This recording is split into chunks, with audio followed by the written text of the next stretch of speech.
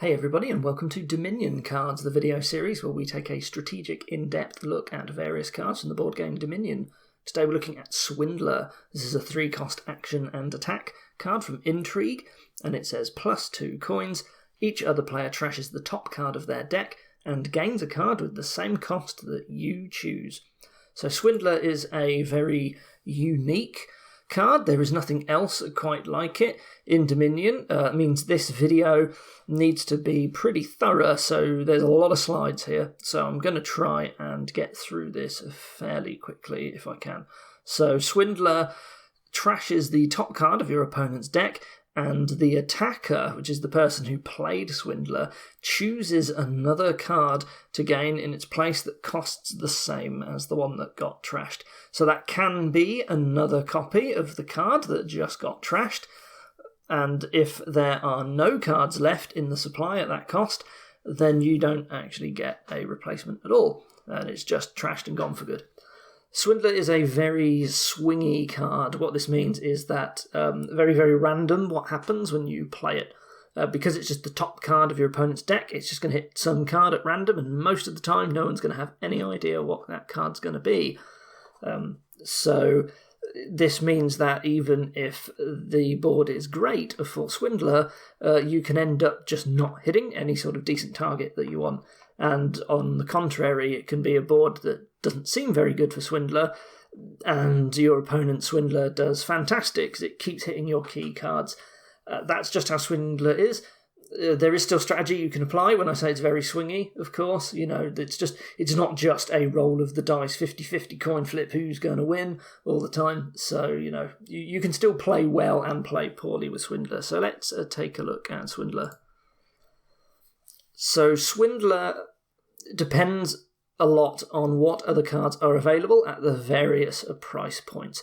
Because what you're looking to do is when you trash a card, you're going to try and pick the worst card for your opponent's deck that is at that same price point. Now, it's worth noting that the 7 base cards, Province, Duchy, Estate, Gold, Silver, Copper, Curse, these are always present at their various prices.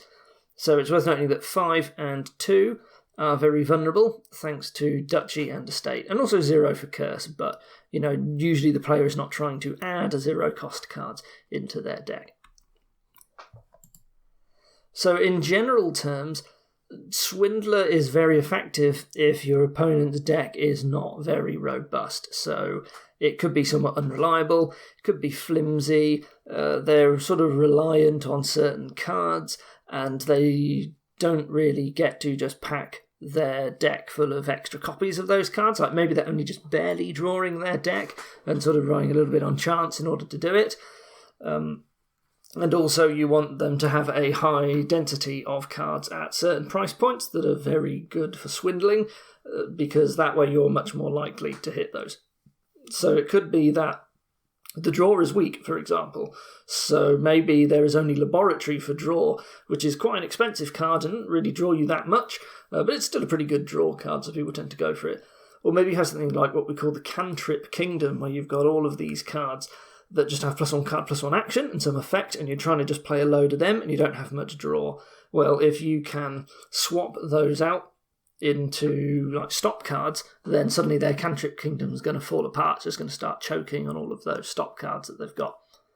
In addition to that, highly thinned decks are more vulnerable to having key cards get swindled, because they're just way more likely to hit them. The less cards your opponent has, the more likely you are to hit something good, and also the more likely they are, if they've thinned a lot, they're all just going to be good cards, so you get a good opportunity to just swap them out for something bad. But on the other flip side to that, if your opponent has a highly thinned deck, then you're probably getting hit by Swindler quite a lot. So, that doesn't mean you don't want to go for a highly thin deck when you're against Swindler. You usually still want to build the engine, because you just get to swindle your opponent like crazy if you do that. So when you're playing with Swindler and it's on the board, you want to be checking what cards are available at each price point, and you want to consider what a good deck is going to look like in this kingdom. So if the strongest sort of deck, the one that you think your opponent should be going for, involves having a large density of cards at one price point, you can think to yourself, okay, so I'm probably going to be swindling cards at that price point pretty often because my opponent's deck's just going to be made up of a load of those cards. So that will help you determine, what value am I going to be getting from Swindler based on that price point. You want to be watching out for weak terminal actions at each price point, or a kingdom that has a lot of terminal cards and little village support for those terminal cards.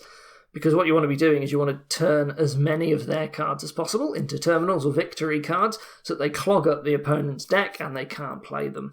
If your opponent just, can support very few terminal action cards, and just turning all of their cards into terminals means that they're just drawing all of these cards that they cannot play, right? That sort of Swindler in that regard. It's not like your typical junking attack. It is not adding stop cards to their deck. It's sort of just replacing the functional cards with ones that hopefully are much less useful and functional. So Swindler is a stackable attack that we've talked about before. This means if you play it multiple times in a turn, you keep getting more and more effect from it. Compare that to, for example, Militia, which is a non-stackable attack.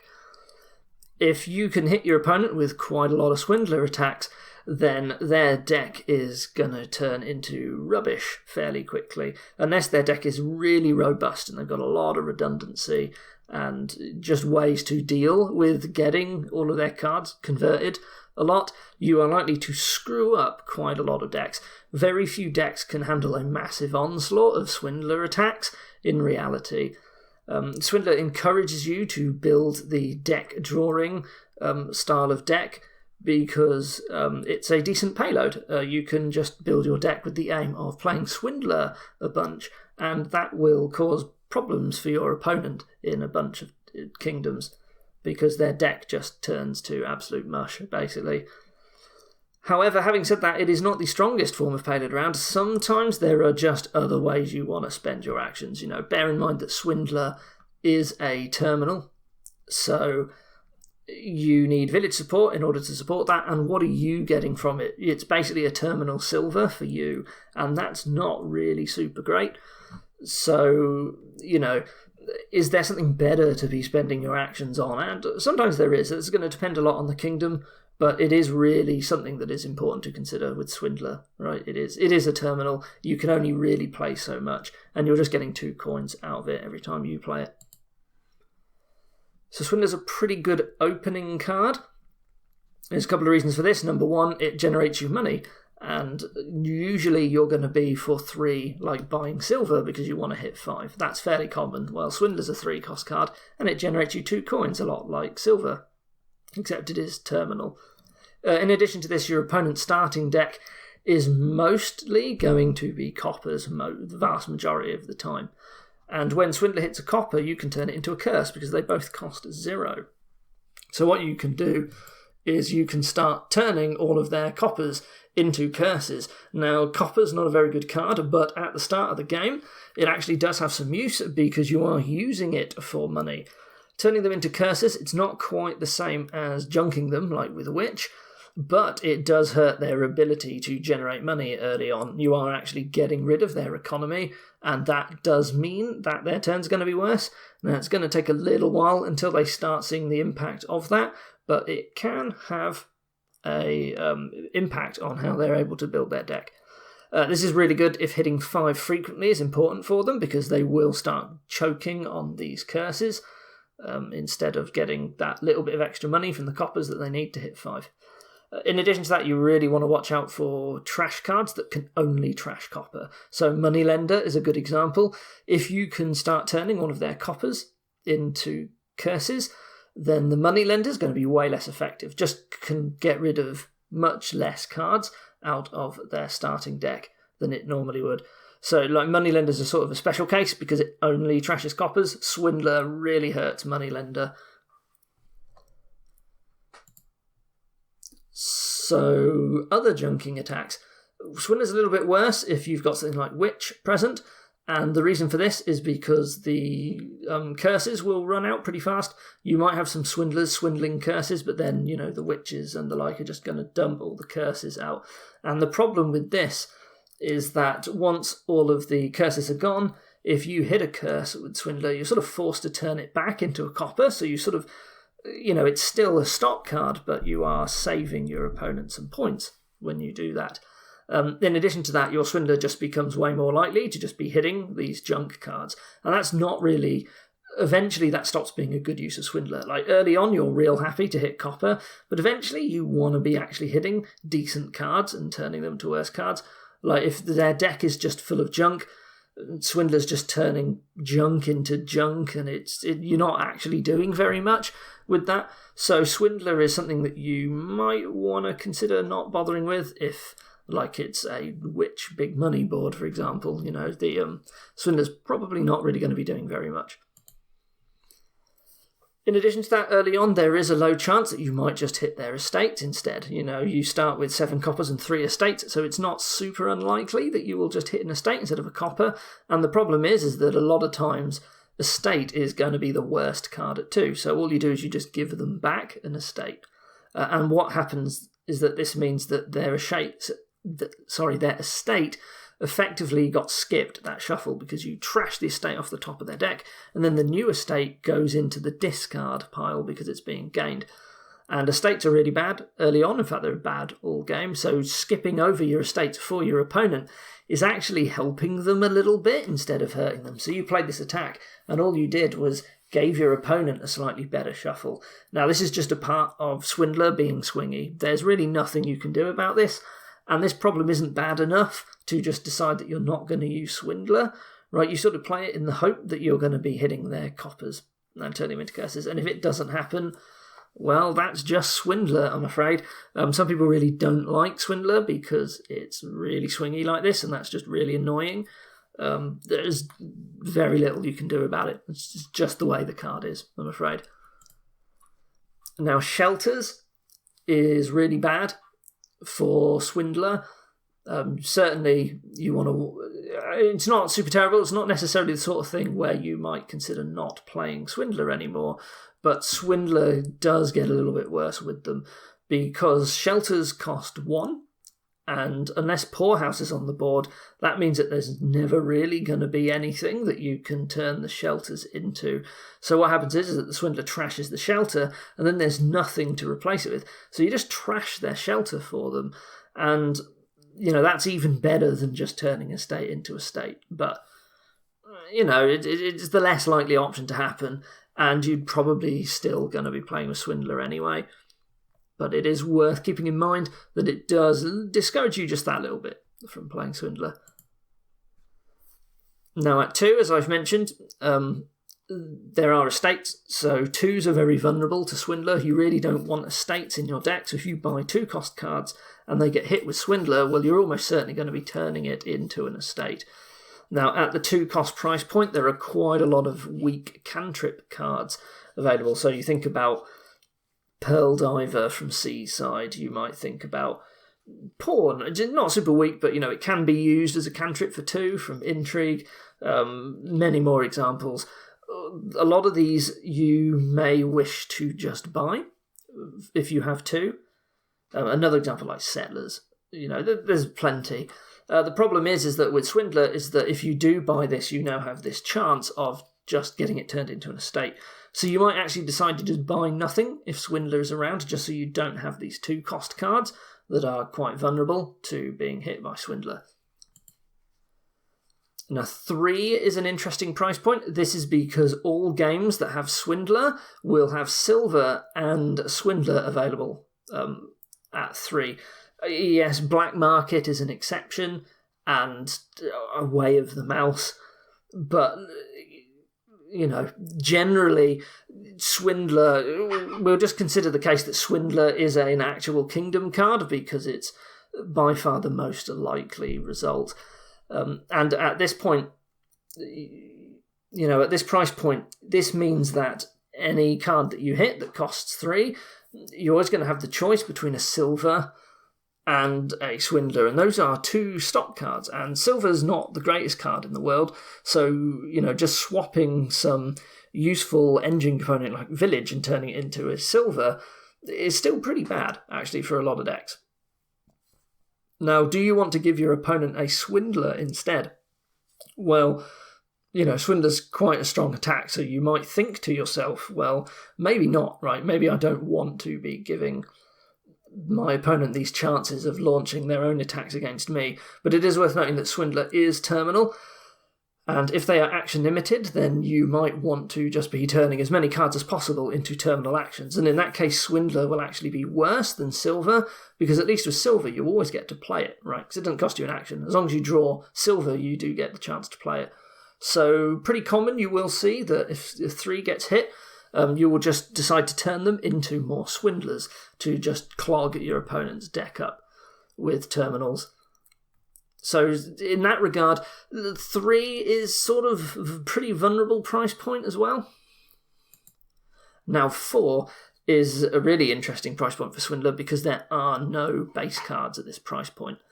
So when you are considering how good Swindler's going to be, it's really important to look at 4 because it might be that there are, for example, only good engine components at 4.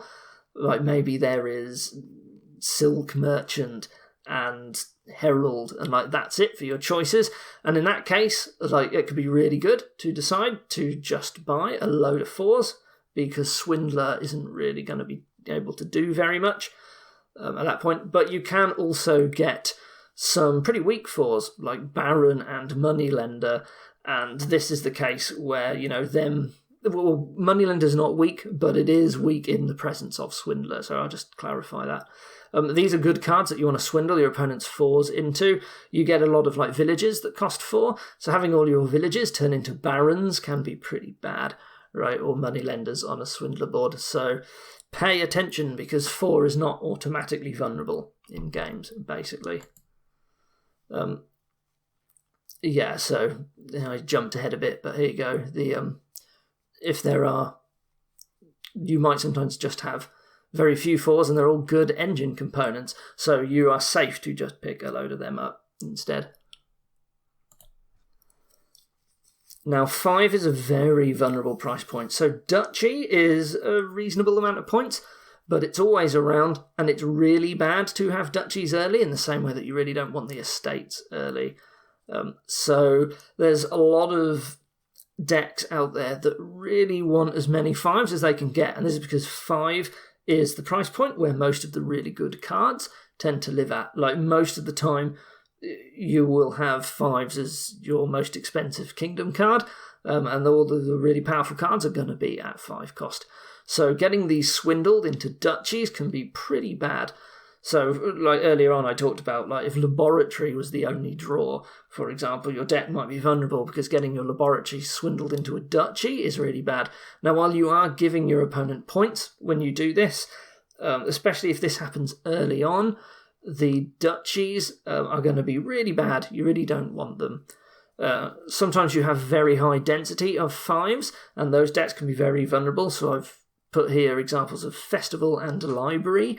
Those decks are going to be made almost entirely out of 5 costs, and you really don't want Duchies in a Festival and Library deck. And also a Minion stack. Minion stack's just going to have a load of 5s, and you're trying to really draw duplicates of Minion into when you draw 4 with a minion so that you can play some of them for money. And if you just have a bunch of them turned into Duchies, then you just end up with this deck where you're just cycling past Duchies and not really doing anything. So these sorts of decks are very, very vulnerable against Swindler attacks. Sometimes you will just luck into hitting an early 5 buy. So if you have your opponent buy a 5 cost on, say, turn 3, it will be available to hit from turn 5 onwards, and sometimes you will just turn 6, you play a Swindler, bam, there goes their 5 cost. This can be absolutely crippling for your opponent. So let's say it was a Sentry and they got to get thin really quickly, and boom, you just turn it into a Duchy. Well, that was a big waste of time for them. Not only do they not get to trash, but they've lost that Sentry and they've got this real crap card. Sometimes this will win the game for you. It's just very unlikely to happen, but it does. And that's just Swindler. It's another reason why people get frustrated with this card. Sometimes you just buy, your buys just get turned hit. You play your Swindler and you're just hitting your opponent's estate, and then they play their Swindler and there goes your really powerful 5 cost. Right, very pretty annoying, but hey, that's just Swindler, that's what it does. Now, while you're getting points from giving your opponent duchies early on, if you get lucky, you might hit those duchies again late in the game, and then you can just swap them away from duchy to something else. And then, hey, look, you just happen to lose your opponent 3 points. Now, there's not always going to be weak 5s. When I think of weak 5s, I'm thinking about stuff like mine. But a lot of 5s are pretty good. But, losing points, 3 points, can be pretty devastating. So there's going to be some card that's pretty weak compared to the rest at 5, usually. So, just swap it into whatever. It's just not worth points if you hit their duchies late. Bear in mind that decks that really rely on a lot of duchies can be in big trouble from this. So Duchy Duke decks that are trying to get a load of duchies to get a load of dukes, these get particularly annihilated by a Swindler engine, because every time they lose a duchy, they're actually losing way more than 3 points, because all of their dukes go down in value as well. So you will just absolutely destroy these decks. If someone dares to try a Duchy Duke against an engine that can play Swindler, just go hog wild on Swindlers and you will just tear them apart. Because all their duchies, you just don't give them duchies, turn them to anything else, and they just don't get any points, and their deck is terrible. Now, on most boards that you find, gold will be the only 6-cost card. There are 6-cost cards out there, like Artisan and Nobles, but most of the time it's only going to be gold. And this means that gold is usually safe. If your opponent swindles your gold, then they just are forced to give you a gold back. And the gold pile's pretty big. There are like 30 golds in it, so you are not likely to run out of golds. So they just skip over your gold, that shuffle, and that's all that happens. And that's not a very good attack, really. And even if gold is not the only 6-cost card, then most of the time 6-cost kingdom cards are really strong. So they're certainly not going to want to swap your golds into those kingdom cards. In fact, gold is usually the worst 6-cost card available. Now, that does mean that you do get to turn 6-cost kingdom cards into gold. But even then, just having gold and a lot of golds in your deck isn't really the worst thing ever. I think, obviously gold is a stop card, and it's easy to get a load of gold early, and it's a pretty common new player trap. They just buy a load of golds, and it's bad for them. But having your 6-cost turn into gold, your deck's still going to be generating some money, so yeah, it's fine. It's not the worst thing that can happen to you, really. If you decide to use golds for payload in an engine, then you sort of make your deck slightly protected against Swindler, because what's your opponent going to do if they hit your gold? Right, they're more likely to hit it, and you don't suffer any real negative consequences from that. So what this means is that gold gainers can be pretty good against Swindler. So cards like Bandit, although Bandit itself is at risk, it will just throw a load of golds into your deck over time, and that will sort of protect you from the Swindler. But also cards like Windfall, where you just buy them and suddenly you get a whole load. Sorry, Windfall's an event, not a card. It gives you 3 golds when you buy it, basically, if you fulfill its conditions. Those can again be nice against Swindler. Just throw a load of golds in your deck. 7 is a price point that you very rarely see. You are very unlikely to have more than one 7-cost card unless you are just playing mainly with the Prosperity expansion, a high chance of having Prosperity cards, because outside of Prosperity, how many 7-cost cards are there? I think there's Animal Fair from Menagerie, and one of the castles costs 7, and that's it, I think.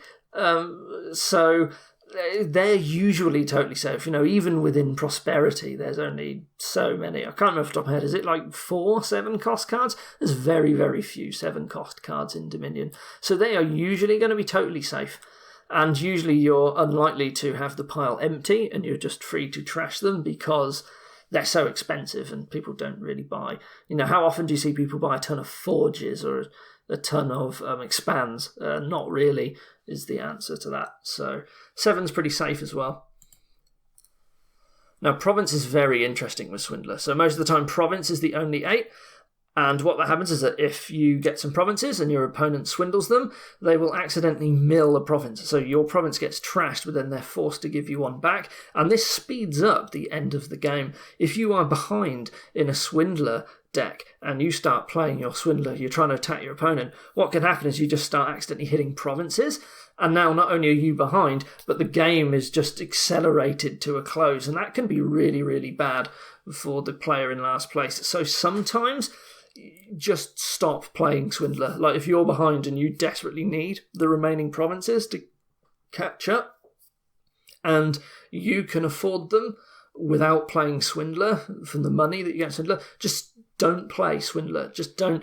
You can lose the game with this, especially if you hit like the last province and you need to buy it to win, and then you accidentally hit it with your Swindler. You hit your opponent's province and that gets trashed and you gain the last province off the pile. Boom, you just lost. So, watch out for that. Now, there's sort of an extension to that with provinces is that Swindler will randomly lower piles of any cost, and typically every time you hit, like say every time you hit a 3, you might pick Swindler for your opponent to gain instead. And what that means is that the Swindler pile might start draining if there's a lot of 3 cost cards purchased through the game. Or really, if there's a lot of 5 cost cards, you'll find like duchies empty pretty quickly. And what this means is that Swindler can suddenly throw the game into a position where 3 piling is pretty easy, especially if you're playing with more than 2 players, because you are gaining each of your opponents a card. So if you're playing like 4 player, then every time a Swindler is played, that is 3 cards that are going to come out of the supply, usually. And unless a lot of them are going to be coppers, golds, and silvers, you can just start draining piles very, very fast. Curses, estates, duchies, these are ones that you need to watch out for as well, because they tend to be pretty common cards that you want to swindle stuff into. Watch out for top deck attacks. So a lot of attacks that top deck cards tend to top deck victory cards. So think about Rabble from Prosperity or Fortune Teller. These look at your opponent's top cards, or they try and basically insist that a victory card is put on top of your opponent's deck. Now, because your Swindler hits the card that is on top of the deck, that means that you are probably going to be hitting their provinces or their estates or their duchies when these are in play. Now, I said about sometimes you want to avoid hitting province. Well, you really, like if you're using Rabble to draw and that happens, then you're very likely to hit provinces. If you then play Swindlers after drawing your deck. So that can be really good for you if you're in the lead. It could be really bad for you if you are losing. It's just something that you really need to watch out for. And think about cards like Ghost Ship. So Ghost Ship is like Militia, but your opponent top decks cards instead of discarding them, and they can deliberately set up cards for your Swindler to hit. So again, if they're in the lead and you play a Ghost Ship on them, they can put a province on top of their deck, and then when you swindle them, boom, you hit their province, you discard it out the way, and you mill the province out of the game. So Swindler doesn't necessarily play nicely with top deck attacks, but as a counterexample to that, you can trash their duchies, you can trash their gardens, you can trash really important victory cards from your opponent, and sometimes that's what you want to do. So while these sorts of things can be very bad, they can also be very good for you as well, the Swindler, and that's you're just going to have to take a look at the kingdom and see what you think in that regard. But you definitely need to consider this. How do you really want to be hitting your opponent's victory cards? If yes, then these will really help you to do that. Now, very, very occasionally you get other 8-cost cards, like Prince, and these will allow you to swap your opponent's provinces into them, and that can be devastating. So that's like a 6-point loss. You don't really want late game all of your provinces to be turned into princes, but there's one 8-cost card that you really got to watch out for, and that is Peddler. So Peddler is a card from Prosperity where during the buy phase the cost goes down based on the number of action cards you have in play. But that means that during the action phase all of your opponent's Peddlers cost 8. And because Peddler can go down to 0 in cost, there are a lot of kingdoms where Peddlers just get bought out really fast and the pile empties very quickly. And what that means is that now if you swindle your opponent's Peddler, you will be forced to turn it into a province. And that's really, really bad for the person who played Swindler. You're just giving your opponent free provinces. You can win games very easily by having your Peddlers swindled into provinces. So if Peddler is in the kingdom and there is like any sort of plus buy, generally, really be careful with Swindler. Just you might want to consider not playing it outside of the very early game. As soon as your opponent starts getting Peddlers or the Peddler pile empties, just stop playing Swindler. Remodel it into something else, for example, if you've got something like that. Because Peddler, almost anyone who plays enough of Dominion is going to run into this at some point. They accidentally swindle some Peddlers and turn them into provinces and lose as a result. So this is just your warning for this card. It's a well-known interaction between these two. Catches people off guard sometimes. I don't want to go into detail on other costs, but sometimes you get costs outside of this standard range. So Platinum and Colony are basically pretty much always safe from being swindled. There is nothing else that costs 9, and there's nothing else that costs 11. Sometimes you get special costs as well, like potion cost cards and debt cost cards. These are very often safe. Occasionally you will get something to turn them into, so you might be able to turn like city quarters into royal blacksmiths or scrying pools into apothecaries, but most of the time there's not going to be anything.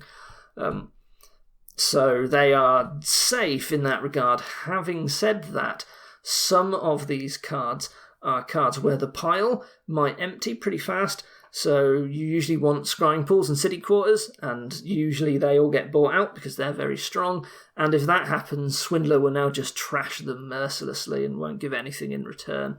So just be careful. These cards are not necessarily as safe as you think. Now, the same thing for provinces is true of colonies as well, by the way. If you swindle a colony, you just mill a colony out of the game. So be careful. Non-supply cards are worth mentioning. So Swindler will still trash cards, even if they cannot be gained by normal means. So heirlooms are pretty vulnerable. They replace your starting coppers. Sometimes they're quite powerful, and you can just lose them. Travellers are another one that you really want to watch out for. So it's awful to get your Disciple. That's it. You really like losing your disciples to Swindler and being given some other random 5. You turn disciples into duchies, actually. Swindler's pretty nasty against those because it takes you a long time to upgrade the Traveller to the step, and Swindler just mercilessly destroys it. Horses, will-o-wisps, prizes, there's a bunch of spoils. I'm not going to go through a big list, but there's quite a lot of them. Some of them are pretty difficult to get. And because they're quite hard to get sometimes, it can be difficult to get spare copies of these for redundancy. In fact, it might not even be possible. If a prize gets swindled, it's gone, right? Unless you can fish it out the trash, which might not be possible in most games. That's it, you just lose it. Some of these cost 0, so prizes and like ones like mercenary and spoils. And if these get walloped by Swindler, they get turned into a curse. So at that point, not only did you lose your special card, but you got junked as well with a curse, and that's really bad. So Swindler sort of really harms some of these cards sometimes, and so you want to watch out. Some cards have on-trash or on-gain effects, and these often work against Swindlers pretty well. So Border Village, it's a 6-cost village, and when you gain it, you gain a 5-cost with it. And what that means is that if your opponent swindles a gold or a border village, you usually don't want to give you a border village in return, because then you also get a free 5-cost to go with it. So, you can buy Border Village to get all of these 5s, and then your opponent might turn them into golds, and you're like, oh, thanks for the free payload, right? Especially if you didn't really need the village part from Border Village. and you were going to be buying a 5 for 6 anyway. Your opponent's just helping populate all your payload for you, so that's really nice of them. Cards like Fortress is a good example as well, because if your Fortress gets swindled, the Fortress jumps into your opponent's hand, and then you have to give them a free 4-cost card on top. So there's a load more examples, and there's really no point going through them, but if there's a lot of these cards on the table and your opponent's buying them all, then maybe you don't want to be playing Swindler, because you're just suddenly going to start giving them all these effects. It's worth noting, with all these trashing attacks, it is actually your opponent that trashes their card. So even though you hit the top card of their deck, your opponent is the one that is trashing it. So that means that your opponent will be getting points from Tomb and things like that. So something to be aware of. You're not going to get any... you're not going to be getting like Tomb points, so be careful. Scrying Pool is also fairly unique in 2nd edition. So Spy came out with the 1st edition, and it was the only other card that let you specifically try and set up a certain target at the top of your opponent's deck, because you get to look at it and then choose whether they discard it or keep it there. So Scrying Pool, it's also a really good draw card, so that might seem like the perfect counterpart with Swindler, but you want to watch out when Swindler is available, because Scrying Pools, the pile will empty and they might get trashed, and then they're just gone. So you can lose a bunch of Scrying Pools in these amazing Scrying Pool Swindler decks. In addition to that, you're trying to get this really action-dense deck, but if you have a lot of 2, 3, and 5-cost cards, then all of these cards are going to get swindled into the base cards, like Duchies, Estates, and Silvers, and that actually hurts Scrying Pool, because now it's going to be way less effective at drawing your deck. So Scrying Pool Swindler, not really as good as you might think when you look at Scrying Pool for its effect and its attack. You might think, this is great with Swindler. But you might find that one of the players, if you're both going for that, just starts to get their deck completely destroyed and they can't draw anymore, because Swindler sort of works against what Scrying Pool is trying to do with its draw. Something just quickly worth mentioning, cost reduction. If you get enough of it, then you can knock down various cards to costing 0, and that means you can now swindle other things into curses or coppers, right? You can start turning silvers into curses, for example. And as a particular note with Ferry, when it is your turn, all cards on your turn will be reduced by your ferry token. So you can move your ferry token to some important, 5 cost, and then if you hit one of your opponent's copies of that card, you get to give them a cheaper copy back, even if their ferry token is on something else, because it's your ferry token that counts on your turn, even if it's your opponent card.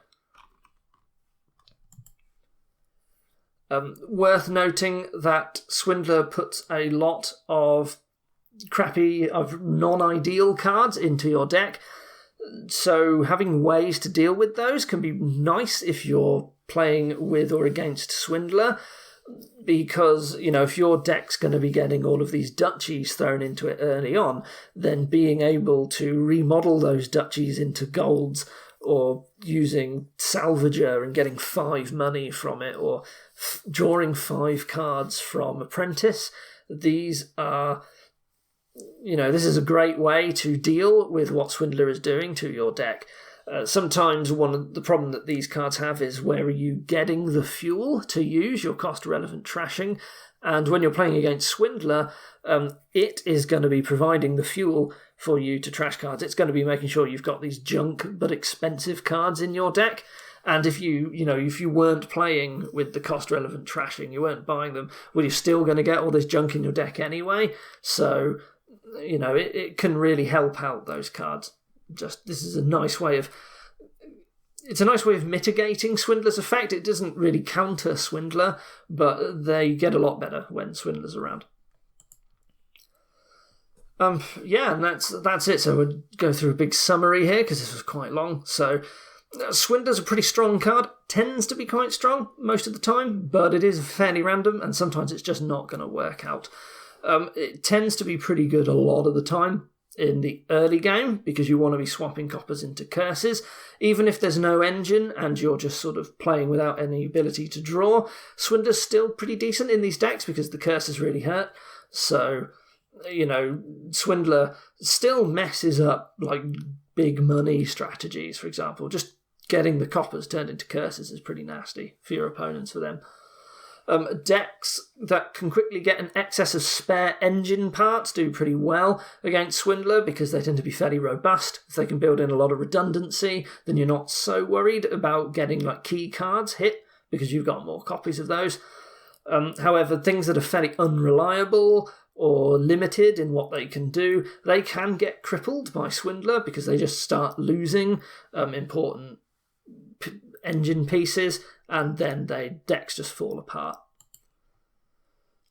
Some cards are resilient due to not having much else at the same price, like gold and province, and fairly unusual cost cards. Non-supply cards are at risk, and you really want to watch out for piles emptying, and that includes the province pile. Games can very quickly end all of a sudden, and that's going to be fairly luck-based because you don't know what Swindler's going to hit most of the time, but suddenly piles can start draining, so be very wary of that.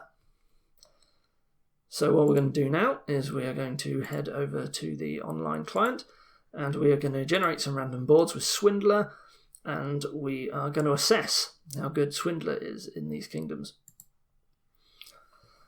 So what is happening here? The only village is Throne Room, which is a 4 cost, and you would like to play that on Wishing Wells markets.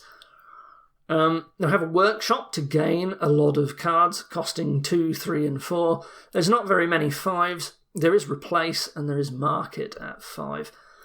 So the 4s are pretty good. Diplomat and Throne Room.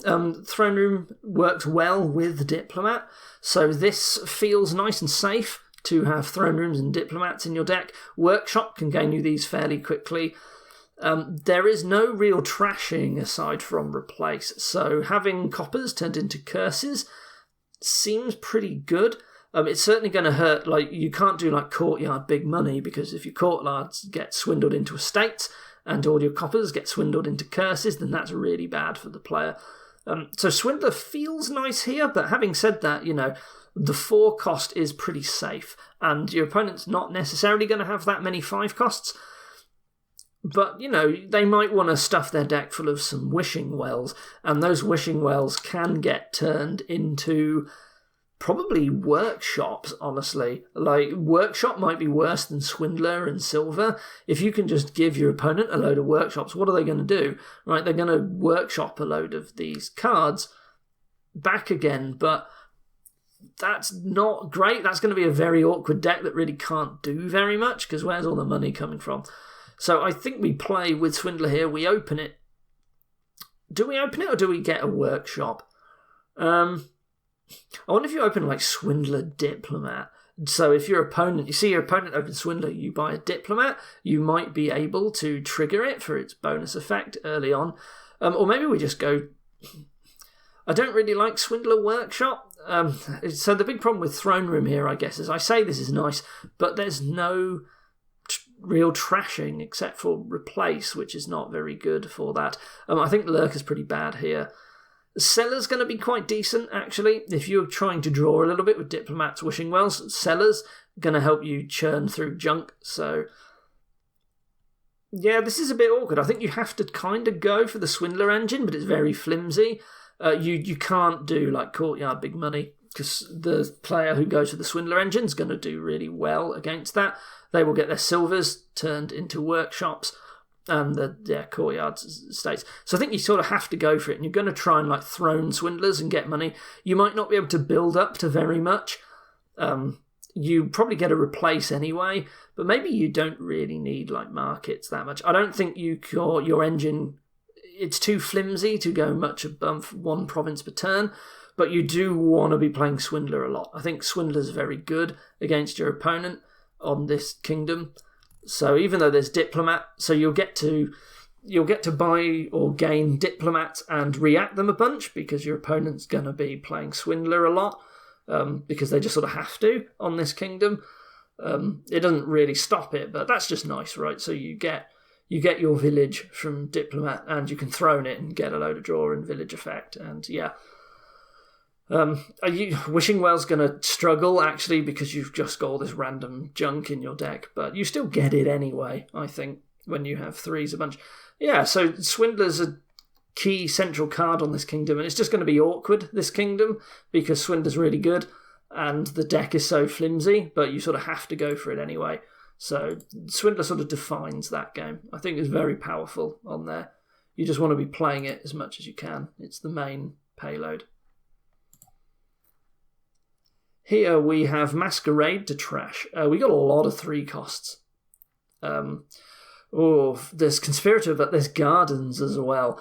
If you want to try and play a Conspirator engine, you trash with Masquerade. You get like Villages, Merchants, and Conspirators. Those Conspirators are being turned into Gardens, and the Gardens are going to be terrible here. So Conspirators very much at risk, as are 3 costs. So what would you turn... If you had like Villages, Merchants, what would you turn them into? Shantytown? Like, is having a lot of shantytowns really bad? Well, there is Library. But, there's a lot of 3 costs. I can honestly see, like, every 3 cost that gets hit with a Swindler being turned into a shantytown, just because it's going to be fairly weak. And if you have a lot of shantytowns, then they just aren't even drawing you. They're just, like, really bad. Yeah, that seems like... So you've got week 4, you've got a week 3. There's Courtyard for draw, but it's not super great draw, and it gets turned into a state. There is Library. Is Courtier any good? Well, Courtier can gain golds. Are we really just playing Masquerade and trying to get a bunch of golds? Like, is that really all we do? Like, is Library good here? I don't think it is, because what are you doing when you have Library? You draw up to 7. What are you then playing? I mean, maybe some Conspirators are fine, but I don't really like it. You sort of don't really want the Gardens in your deck. You can't do anything with them, and they're not really going to be very good. Yeah, what do you even do on this kingdom? Like, I think... Like, Courtyard Big Money just isn't going to work. Do you really just try and gain a bunch of gold? So you thin with Masquerade, and you start with, like, Silver. Do you go Swindler Masquerade or Silver Masquerade? Maybe, well, because there's Masquerade, I guess you don't really care about turning your opponent's coppers into curses that much. So I think you Masquerade. And if your opponent tries to go for, like, a Conspirator engine and then get some buy from Courtier, then you can respond by buying Swindlers. So I almost wonder if you don't bother with Swindler on this kingdom until your opponent either goes for Courtyard Money or they try and go for, like, Conspirators, and then you can counter it with Swindler, or they're going for, like, a load of Merchants with Silver. Okay, so maybe you do have to get Swindler, but I just don't think you open with it. I think you open with Masquerade and... I want to say Silver, and I think I might get a Courtier, and I'll just gain golds with it, and I'm just going to thin down and look to buy 1 province per turn. I think Swindler stops me from really doing anything, and I will get some Swindlers, and I guess I'll get some Villages eventually, and I'll probably play them sometimes, but I don't think I'm really doing very much on this kingdom. Masquerade, Swindler, Courtier, Village is probably all I'm really getting, and just trying to get some golds. I think that's all I can do here, really. So Swindler sort of makes that one very awkward. I think you still need it. It does sort of control that kingdom a bit, but yeah, bit awkward. So we have Sentry for trashing. We've got Torturer and we've got Throne Room as a village. You can play it with Mill and Laboratory and Diplomat and Harbinger. So there's a lot going on here. You really want to kick off the Torturer engine. I think that's really going to cripple anyone who tries to do anything else. Gardens is really bad at 4. There are a lot of 4 costs, and there's Bureaucrat as well. So in late game, your Gardens get turned into Bureaucrats. This is a terrible 4 cost. You want to really go for the Torturer engine, and you just have to do it. And if you kick off the Torturer engine and you get to Throne, like labs and sentries and kick off torches, you can then just start playing a bunch of swindlers. Is there any plus buy here? There is not, so I would really like to have an engine that thins as soon as it can with sentry, tries to play a load of torturers. Now, you can throne torturers as well, and then when your opponent's struggling with that, you can just try and swindle away all of their torturers as well, and turn them into duchies, and just absolute wreak havoc. So, 2 very strong attacks on this board. Even though you might get your thrones and turned into bureaucrats and gardens and all that, you still have to get this stuff anyway. I'm going to open with Swindler and Mill, and I am going to try and get to Sentry and thin down, and then I just build the engine anyway. Despite getting hit with Swindler, you still do it. You try real hard just to get to 5. And you want to be buying labs, sentries, torturers, and throne rooms, and you are going to be getting some swindlers when you hit 3, and you're just going to try and play these attacks as much as you can, and then you buy 1 province per turn when you can get there. That seems like the most powerful thing to do here. That board just dominated by 2 very strong attacks.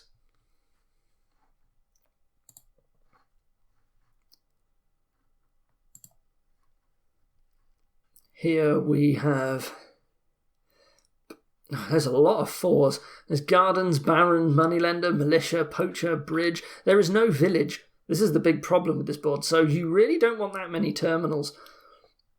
What are you doing, though, otherwise? So Militia harms money strategies. Bridge is pretty ineffective here. I think you open Swindler and you just want to... Your opponent... I guess you want to be money-lendering, but it's going to be pretty bad. I guess Moneylender's probably the worst 4 card hit, or maybe like early Gardens. Golds can be turned into harems. Is that good? Is that bad? Harem, rather. It depends. Early on, you do. If they try and go harems later, you turn them into golds. What do you do here? This seems like it's just Militia and Swindler and money. Like, I'm really not sure what else you do. Honestly, I probably open Militia. No, I would get... I don't care to hit 5.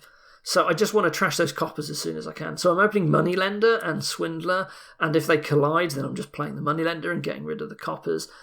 And I'm just going to want to try and swindle my opponent's coppers into curses, and then you have to just climb your way up to gold.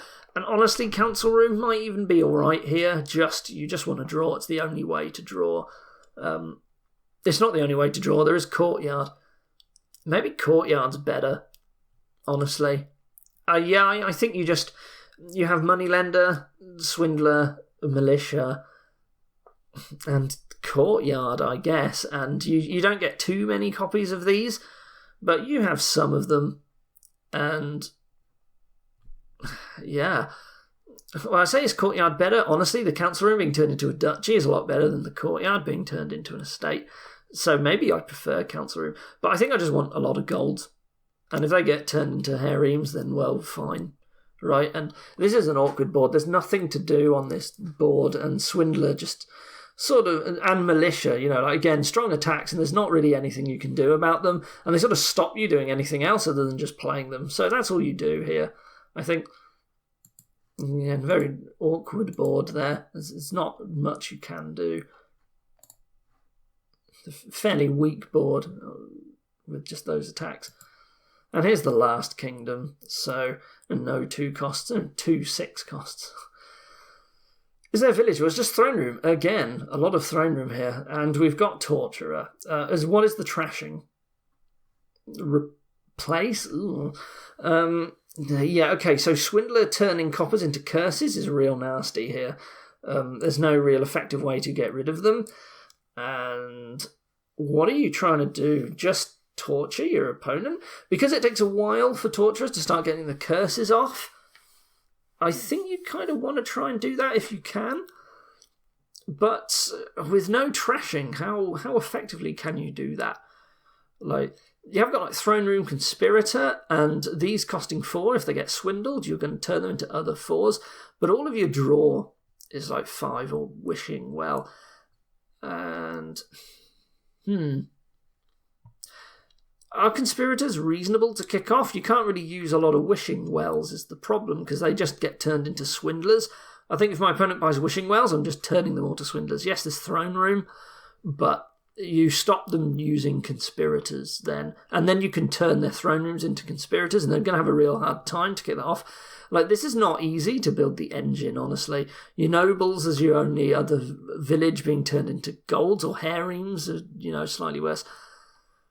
Yeah, this is really awkward, actually. I almost wonder if patrol big money is fine. Like, you just get your coppers turned into curses, but it pulls curses out of your next hand.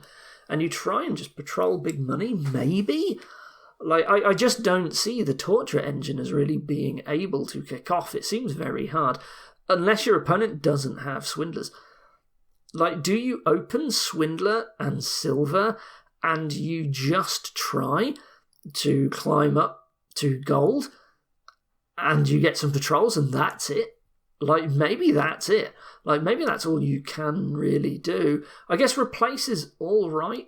To buy some later, you might turn curses into estates and curse your opponent, and you might eventually turn some golds into province, maybe. But if I'm drawing with patrol, you don't want that many action cards. So I think Swindler, Patrol, Replace, and I just don't really see me being able to effectively use the others. Like, Conspirators kind of dead here. You got to watch out. You can get your thrones turned into them, and then you don't really want them in your deck. And you're just at risk of having all of your cards turned into terminals here. Like, getting use of villages is very hard on this deck, and that's sort of what's stopping you from doing the engine. So yeah, you open Swindler, and I guess I pick up patrols instead of torturers, and I just try and climb up to province and buy them one at a time and buy a lot of gold. And I think that's it for this kingdom.